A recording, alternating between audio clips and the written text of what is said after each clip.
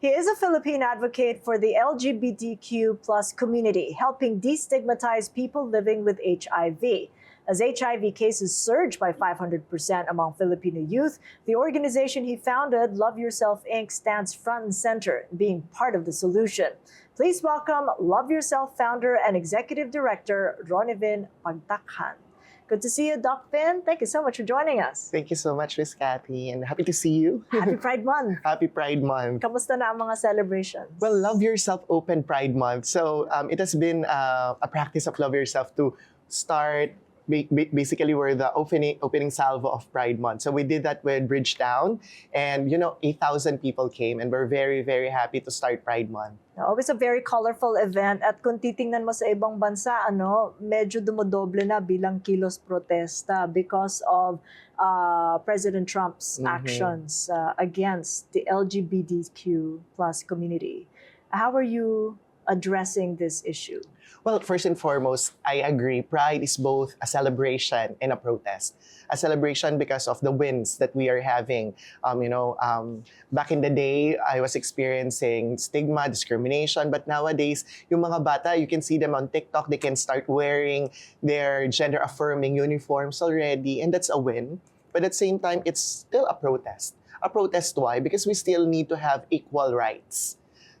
Especially right now, we've seen patients and clients who are getting HIV and getting sick, and yung partner nila, wala silang magawa para sa partner nila, because when it comes to decision for healthcare, walang decisive power ang isang partner. It's still in the law in the Philippines that the family decides.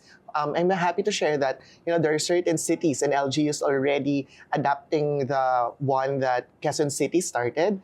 It's the program wherein the loved one can decide for the partner. And I think that's a good start. It's a good start, and it starts here in the Philippines. But when the overriding feeling or sentiment out there, out in the world, in America, is negative, it's a bit of a setback, isn't it? Because President Trump rolled back on trans rights, including trans health, all part of the broader campaign against diversity, equity, and inclusion. How much of a worry is this for the community here? That's true. As a part of the protest and the advocacy of what we're doing, we have a very big setup when it comes to the USAID. USAID is starting. We had attended the meeting a few weeks back, and they're starting to fold.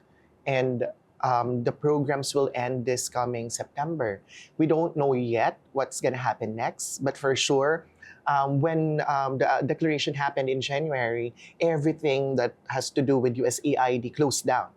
USAID is supporting at least minimum of 20 community centers in the Philippines, together with community-based organizations. Unfortunately, they are not LGUs who can absorb the capacity and the weight of the program, so they had to really close down.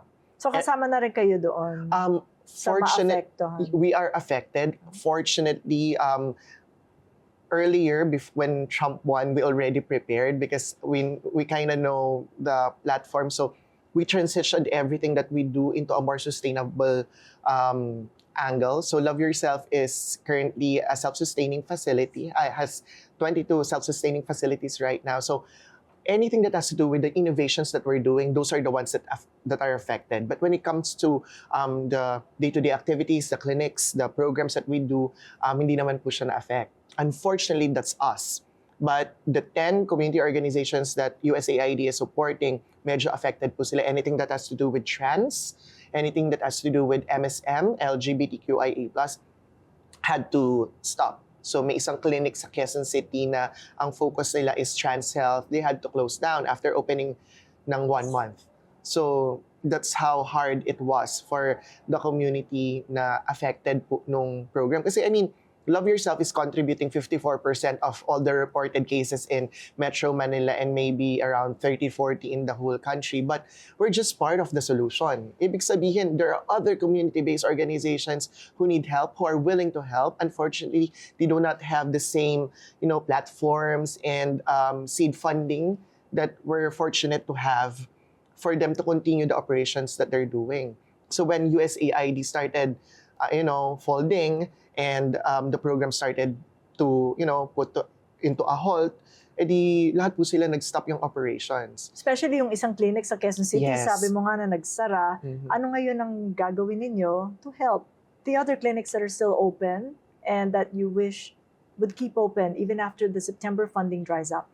Well, we're very fortunate because Global Fund, the international funding agency that supports HIV, malaria, and tuberculosis, is still here. So we are still supporting 50 community-based organizations all over the Philippines. So we have a total of 72 clinics right now that we're supporting, that's contributing to the prevention component of the HIV program. So Love Yourself, on the other hand, has 22 clinics that offers the whole array of sexual health services from prevention to treatment. And also we have mental health, trans health. So that's the long-term solution that we have for community-based organizations, is that for us to be able to help them empower themselves, to provide capacity building, and then link them to local government units so that they can be adapted. So I think that's a more sustainable way. I mean, we're very grateful to fundings and international funding agencies because they allow us to introduce innovations that our government cannot do right now. Because, just like what we did with pre-exposure prophylaxis, we introduced pre-exposure prophylaxis here in the Philippines way in 2017, and we did it through a research with UNAIDS and Treat Asia and the Research Institute for Tropical Medicine. Because here in the Philippines, in order for you to introduce an innovation, you need to start it through a research. So we had 300 clients then. And then after that, we were able to prove that PrEP is effective. Now the government was able to adapt it. Right now po, it's starting to roll out. Hopefully soon, mas scale up pa yung rollout ng PrEP, but we're starting in a good way. We just need to, fast forward the implementation. And also secure funding somewhere else kasi nawala nga yung USAID. Yes. You have a very good backdrop in which you started this journey with Love Yourself because nagsimula ka sa San Francisco General Hospital. Yes. Nurse ka pa nun. Yes. Before you became a doctor here Yes. in the Philippines ka na nag-aral. Could you describe for us the acceptance of the community then? What was it like? And how does it compare with the kind of effect that you're feeling from an administration that has cut funding on HIV spending? Well, when it started, there was a lot of stigma. I started Love Yourself because it's a personal story. I had a partner who was a person living with HIV. He passed away. I saw the stigma, discrimination.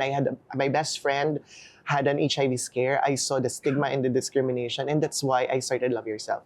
When I started it, I was the new kid on the block. There were older advocates. They were a little bit resistant on the changes that I wanted to do because it was a lot of pure fear tactics back then. And I don't know, as a healthcare provider, and even if I'm a doctor right now, I also still see myself as a nurse.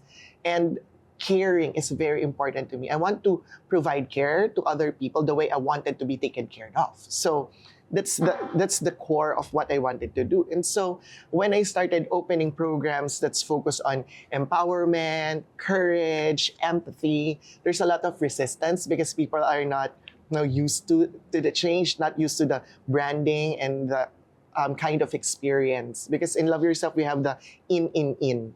Iniingatan, inalagaan, inaasakaso brand of experience. And that's something that I want to emanate, to the rest of the country. And that's something that was a lot difficult back then. The acceptance was not there yet. And being LGBT is another, something on top of it. Na parang double whammy siya. May HIV ka na nga, LGBTQIA+ ka pa. So the stigma is double. And so it was a little bit harder. And then, fast forward maybe 5 years ago, 2020, mga 2018, things started to change. More people are actually recognizing the services that we're offering. More and more people are getting themselves tested.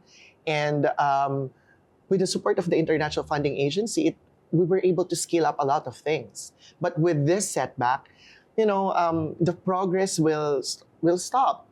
And this is where we need the help of the government. Ayun nga, because the Department of Health just announced earlier this month in June that we're now one of the countries with the highest number of HIV cases. In fact, the number of cases ballooning to 500%. And that's in the age 15 to 24.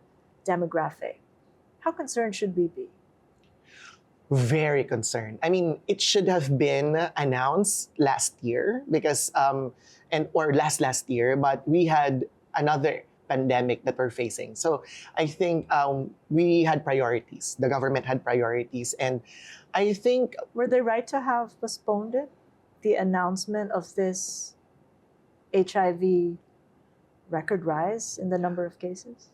it could have been done earlier, or it could have been done a little bit later, because June is Pride Month.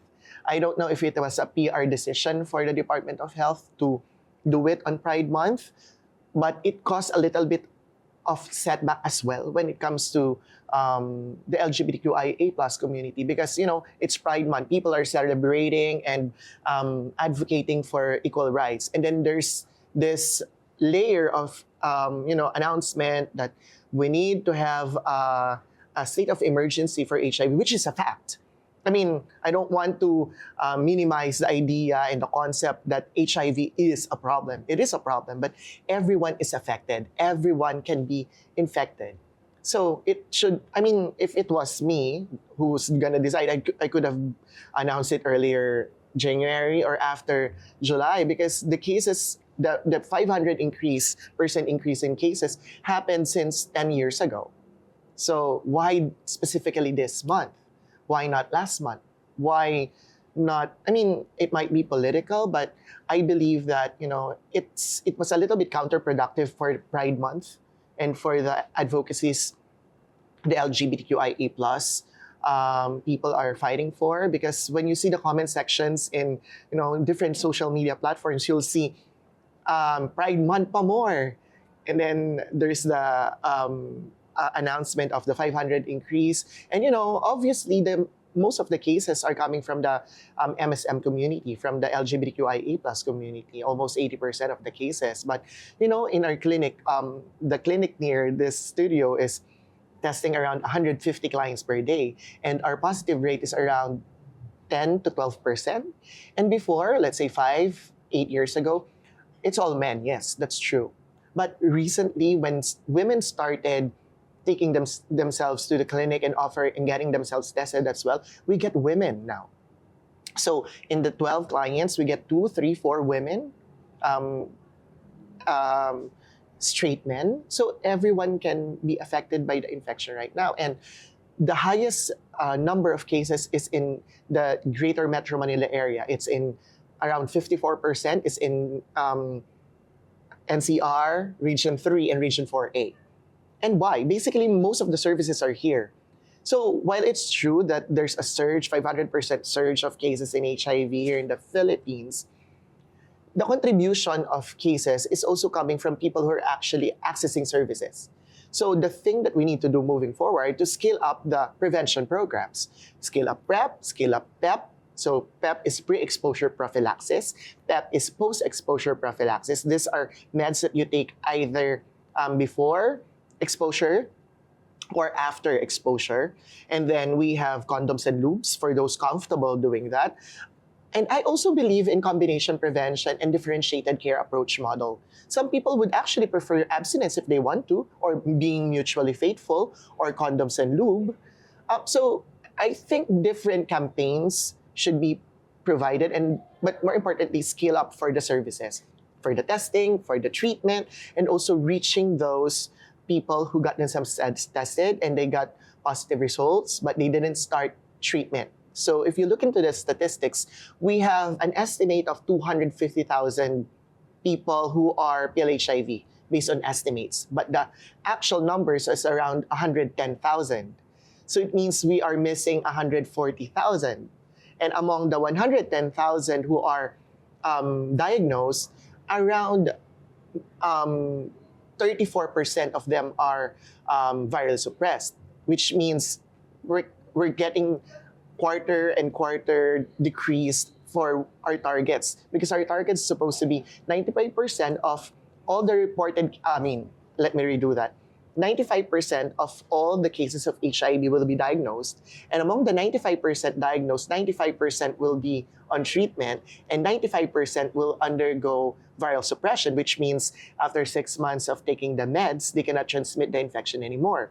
But the current cascade right now is from the estimated 250,000, there's only 110,000.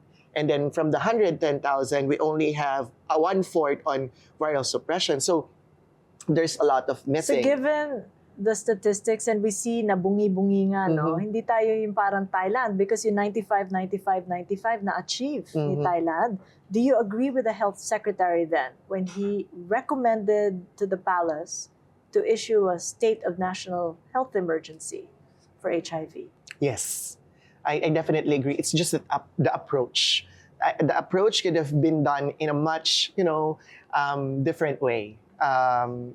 I think the PR team of DOH could have done better when it comes to the messaging, because when you cut the good secretary's statements into snippets, it can be stigmatizing. But the state of emergency, it's a must. I Ano think yung nakaka-stigmatize na nakat nila? yung mga part na most of the cases are coming from the LGBT community, and statements na risky sexual behaviors, na when you put them together, it makes sense. But if you cut whatever the good secretary is saying, napunta lang na parang, mga bakla lang yung nagkakaso. Maraming kaso sa mga bakla. Kasi gano'n naman talaga. It's true, the cases of HIV among the LGBT community is very high. Pero pag pinutol mo yun, hindi mo dinuktong na, but the rest are also at risk, hindi mag-stigmatize yung isang segment lang ng community when everyone is at risk. Kasi, while in fact, it's true that the cases are high among the LGBTQIA+ community, sino rin ba ang nagpapatest? Diba? It means people who are getting themselves tested are people actually who have higher health-seeking behavior. So instead of like pushing that people from the LGBTQIA+ community are more at risk, pwede mo rin siyang i-twist in a way na more people from the LGBTQIA+ community are actually have high health-seeking behavior. So we need to encourage other people to have better health-seeking behavior. Kasi that would allow and encourage people to get themselves tested. That, if you're sexually active, you should get yourself tested Pero every yun 6 nga, yung months. parang yung stigma, no, beyond the LGBTQIA+ community are the heterosexuals that also get it. But then they're stigmatized, ayaw magpa-check, nakakahiya, or baka malaman ng pamilya. So it creates this cascade. The stigma goes beyond the Yes. community. Mhm. So how would you reframe that then? If you were to go back to the health department and say, this is your moment, let's go grab it by its horns and be like Thailand.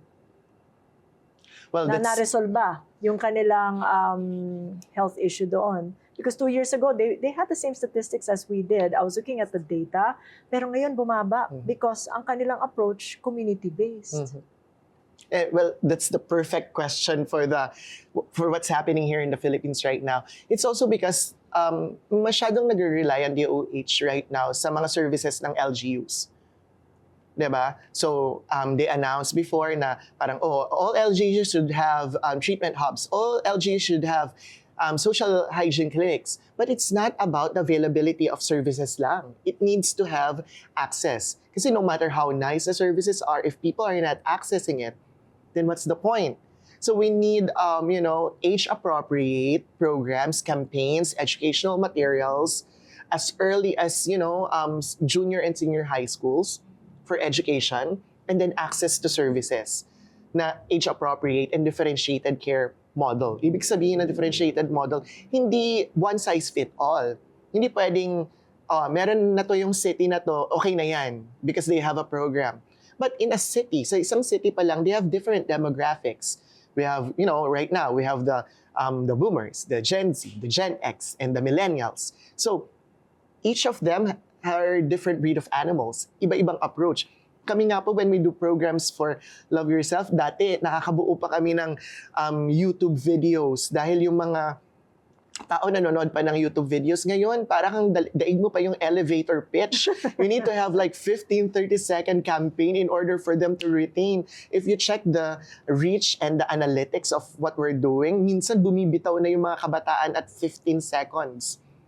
Because you need to analyze the campaigns as well. So I think that's one thing that the government needs to do. Number one, strengthen their alliance with the local government units to be able to empower to empower their services. Kasi even if the services are there, kung hindi sila na ma-market ng maayos, then sayang. Number two, for the LGUs to have programs together with local organizations and community-based organizations. Such as? Mga local organizations like community-based organizations in the ground. Every region, every city has local youth organization, local LGBT organizations. Kahit hindi nga po youth and LGBT, special interest, mga tao who are, artists, singers, drag artists, di ba? So we can, create a platform wherein these people can be empowered. Pwedeng mag-create ng ordinances to add on and put budgets sa kanila. Kasi hindi naman pwedeng yung God fund natin lagi na lang liga o kaya naman lagi na lang beauty pageants. I mean, we appreciate that. But, there's so much more that we can do when it comes to the budgets is aligned for us. It's in our RA 11166. LGUs can also create ordinances and local aids councils and then create implementing rules and regulations kasi yung iba, it becomes a paper. And then after becoming a paper, wala na.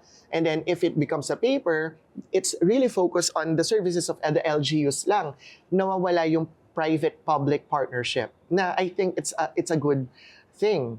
Aside from that, social contracting, I know there was the PDAF issue way back when I was younger. Way back then. Which is not too far away. Yeah. But, di ba, parang there are really good organizations na hindi naman sila magnanakaw. And naging collateral damage kasi ng PDAF yung mga organizations who are actually doing good things eh.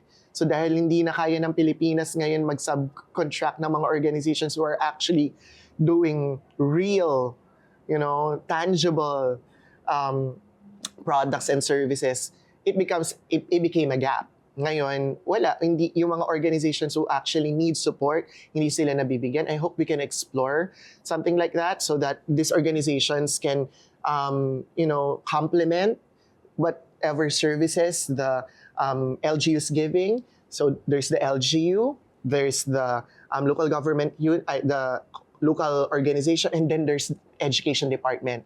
I hope DepEd and SHED will scale up the programs. I heard in the news that DepEd is doing a program already with the Department of Health. We are also in contact with DepEd right now. Right, ito nga yung tinatawag nilang interagency collaboration, Yes. no?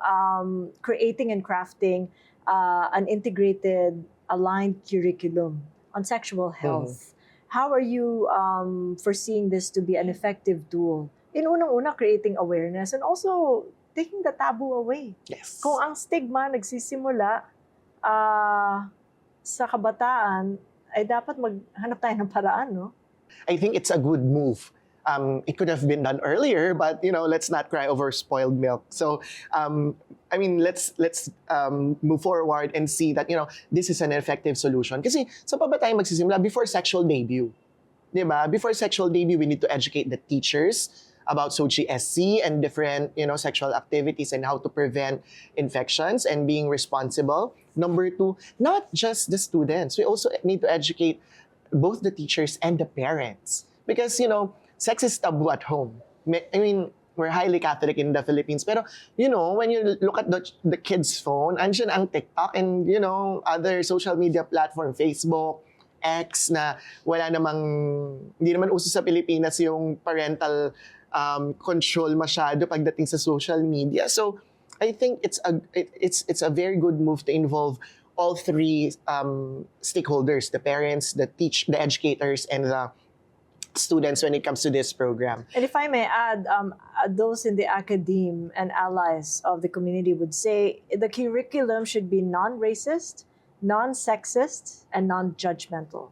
But how do you do that in a relatively conservative society, ika nga yung na-mention mo, where sex is a taboo topic? Well, I think it's really up to the messaging. So, it can start slowly but surely rather than biglaan nating isampal sa mga mukha ng mga magulang, oh, by the way, your kids are having sex. Siyempre, hindi tatanggapin yun ng magulang. They don't wanna talk about sex nga sa bahay nila eh. So, I think we can start with age 15. Kasi those are low-hanging fruit. Kasi according to the law, you can discuss about HIV testing to them. You can do testing to them. You can offer services to them. So the lowest hanging fruit are the youngsters age 15 and above. So the program can start there. You know, we can introduce actual terminologies that are age appropriate and services that can be given to them already. So I think that's the low-hanging fruit that we can do na program for them. But for the younger, I think it's more on awareness on their sexuality, awareness on their body. Kasi napaka-importante muna ng self-awareness and self-empowerment sa mga younger, especially yung mga pre-adolescent and then adolescent. And then we can introduce programs on sexual health naman sa 15 and above. So I think that's a good way to create the curriculum for them. And we're very grateful as well that Department of Health also tapped us para mag-create ng program with them. We're still having this ongoing meetings with DepEd, Department of Education, for creating a campaign because I wanted to do a sustainable campaign. I don't want, it's the Filipinos' taxes na gagamitin sa mga project na to. Hindi natin, lagi ko sinasabi, hindi natin kailangan magpasalamat kung kanino mang secretary, kung kanino mang public official. Kasi these are taxes of the Filipino. They're merely facilitating it. We're grateful that they facilitated it, pero pera to ng taong bayan. So I wanted to create programs that are sustainable. I don't want to be a politician, but it's very important that when you create something, it should last long and it should, outlive you. And so, what I'm proposing with the Department of Education is to create, total social media era naman tayo, lalo nung pandemic, nabuhay naman yung kabataan na, a synchronized education method. So we wanted to create both asynchronous and synchronous modules for the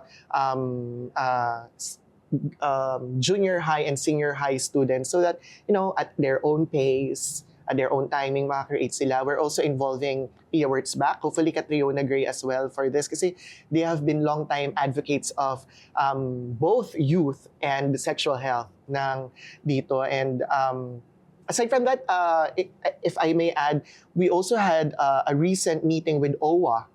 Kasi, di ba, 102 cases last month are coming from OFWs. So, na-alarm ang OWA and admin PY Kaunan, she wanted to create a program for our kababayans na medyo maging mas robust yung PDOS.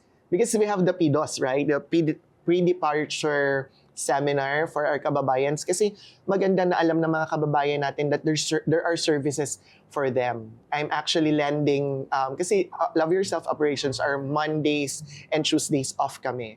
So we're creating a program so that Mondays and Tuesdays can be allotted for our OFW kababayan. So our heroes ng bayan natin. So I want them to be taken care of. Nakakalungkot kasi last 3 weeks ago, admin PY shared a story over dinner na nag-uwi daw siya ng ashes ng isang kababayan natin and the cause was HIV. And it was really heartbreaking kasi yung kababayan natin hindi niya alam yung gagawin, hindi niya alam kanino lalapit kasi especially if you're working in Middle East, hindi pwedeng may HIV, it's not allowed.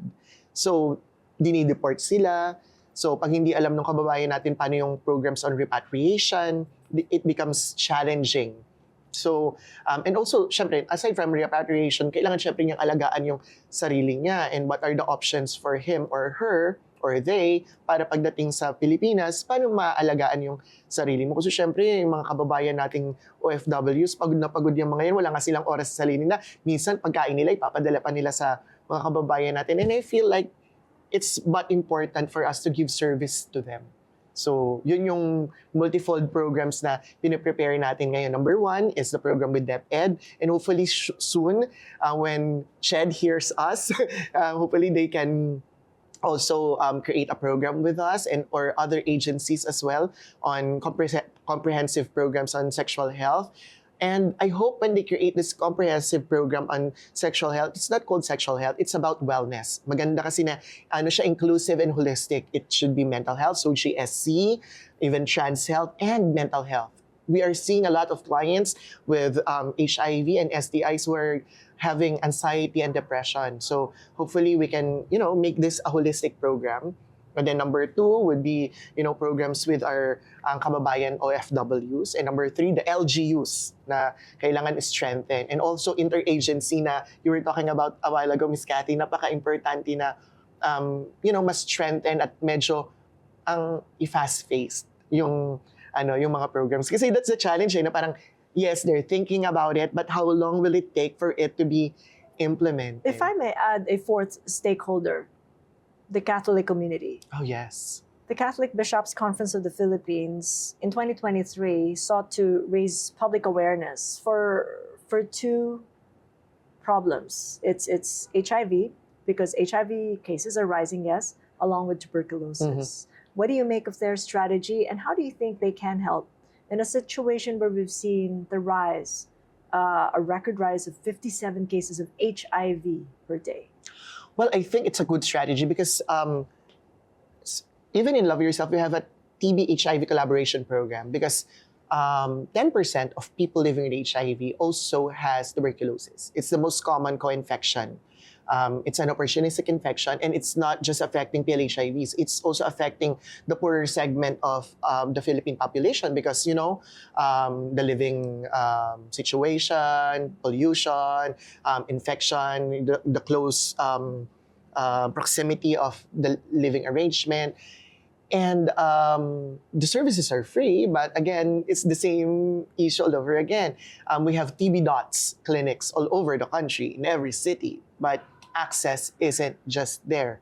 So I think one of the things that hopefully the Catholic Bishop Church programs on HIV and tuberculosis can focus on is really on accessibility and promoting access to the services. And really finding ways to collaborate. Magkaiba man ang pananaw or the approach is to really focus on the sick, the one who needs help. Andrew Dunca in a recent Inquirer article wrote, this is pretty interesting because you mentioned Facebook posts, nanalig, no? Nung lumabas nga yung datos mula sa Health Department. A Facebook post is once again making the rounds blaming religion, with Christianity largely implied for the rise in HIV cases in the Philippines. And the claim is familiar, that faith is anti-safe sex, anti-sex education, and therefore the root of the epidemic. What do you make of such assertion? Well, I believe in different approaches. So different strokes, different folks. I mean, what the government is doing is working for some. What we are doing is working for some. What the Catholic Church is doing is working for some. I mean, if abstinence works for them and being mutually faithful works for them, then allow them to do the program. But we need to really synchronize together and work together and balance all the acts so that, we won't be antagonizing each other's programs. Very recently, a lot of people in Facebook, while DOH proposed, a kind of fear tactic when it comes to the recent release of their PR statement, and then we're doing programs that encourages, courage and empowerment. Some people are actually contrasting what we're saying na it's not effective. Why are you promoting encouraging people? Well, I always say na iba-iba kasi talaga yung mga tao, and we need to create programs different for them. What works for you might not work for them. So ang campaign nga po namin ngayon, it's called #WhatWorksForYou. Kasi we need to understand na different segment, different intervention will work. Pero kailangan, we need to sit and talk about it. And this is my program, this is your program.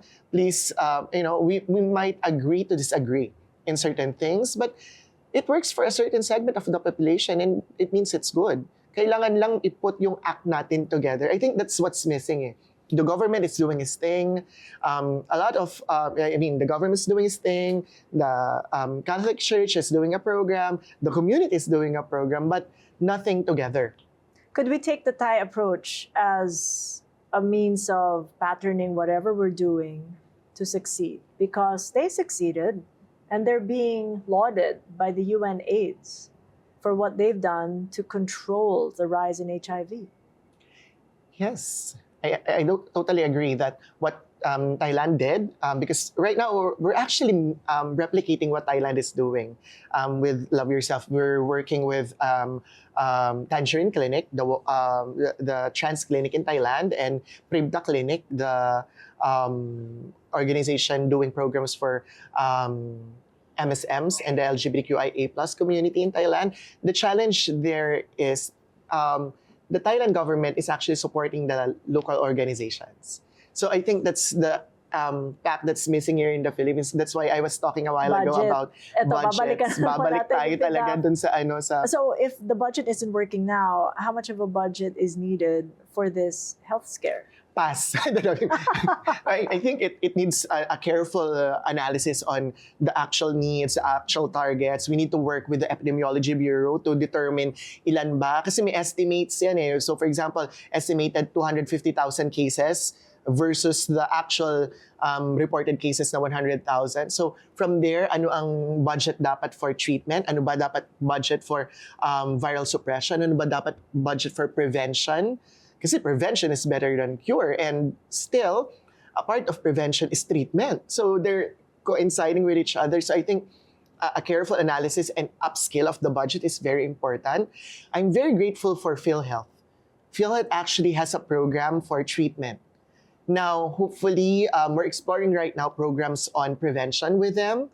And hopefully, mangyari yun. But I hope when we are able to document the model that we're doing right now, other organizations can do it. Kaya lang, babalik lang uli ako sa budget kasi we had seed funding. I was lucky enough that my mom lent me money. And How nice of mom. Yeah, it took 8 years for Love Yourself to get it to where it is right now, for us to be able to start operations, cover for the expenses of the... Alam naman natin yung pasikot-sikot ng isang operation. May mga ospital nga na nangangamba, nagkukulang ng budget dahil the turnaround time ng seed money nila is matagal. How much more organizations in the grassroots? Siyempre wala silang seed funding. So I think that's my panawagan for the government na I hope we can, just like what you said, we can replicate what Thailand did. I hope the government can empower local organizations so that, and partner with them, which actually means partner with them. Kasi right now, meron namang partners eh. Kaya lang, ang datingan ngayon, yung social hygiene clinic, parang tauhan nila yung mga community organizations, which should not be the case kasi nagkakaroon ng power play. So, tapos nagiging staff nila, nagiging, how do you say that, I'm not very well versed when it comes to the terminologies ng mga LGUs, pero parang binabayaran sila ng hindi sila permanent staff, and then may contract breaks, yung mga ganun-ganon, and then it becomes na yung social hygiene clinic, boss nila yung, boss nung community-based organization, yung social hygiene clinic. So, kapag may ibang ipapagawa yung social hygiene clinic na gustong gawin ng CBO, na hindi magawa ng CBO yung gusto nilang gawin dahil ito yung utos ng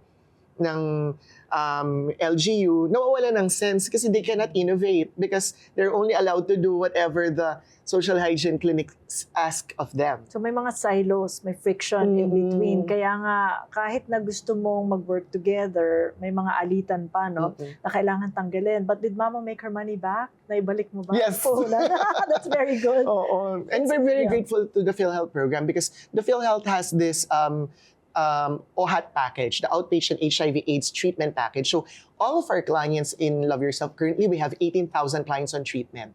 And I'm happy to share with you if there's a silver lining, sabi nga ni Catriona Gray, in what we're doing right now, 98% of our clients who are on treatment and who are eligible for viral load testing.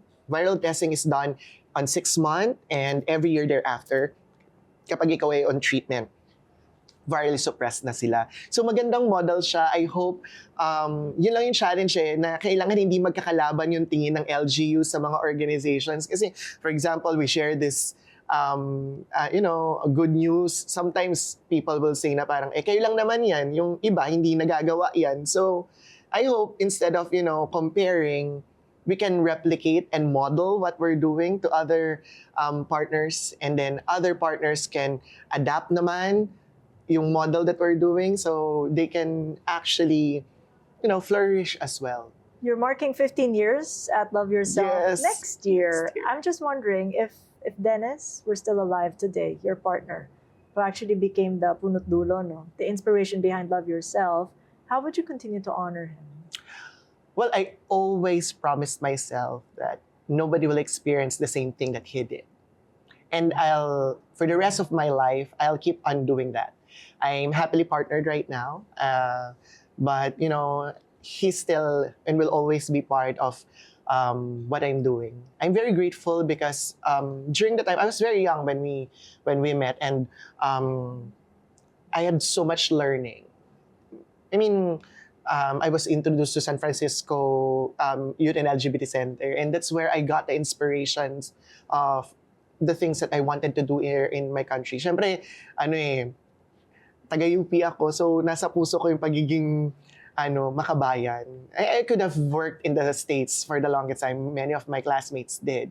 I mean, I'm happy for them. Pero iba yung natutulungan mo yung mga kapwa mo, kababayan mo. And that's something that I have kept on and will keep on doing.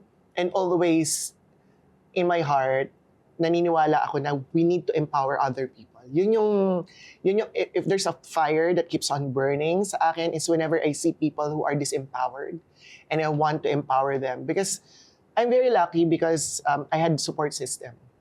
I had my family who are very open-minded. I grew up gay and welcome and happy and was able to flourish and be who I am.